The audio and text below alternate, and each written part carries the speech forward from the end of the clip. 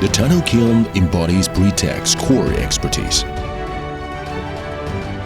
Construction starts with site leveling and precise excavation for inspection and cold pair pits. Sectional track beam construction with precise leveling and alignment. Steel columns arranged in order to form the kiln framework. The tunnel kiln is divided into kiln inlet, preheating, firing, cooling, and kiln outlet.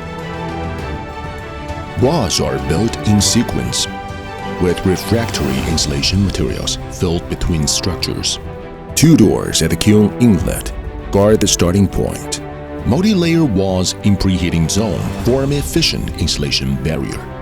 Firing zone achieves core reaction. Cooling zone ensures precise temperature control. 2 doors at kiln outlet finish the process. Sand hose and sand seal channels.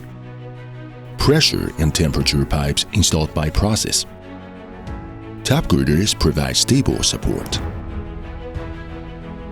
Hooks, hanging bricks, and slabs installed after platform setup. 4-section burner holes precisely arranged. Brick-taking holes properly positioned.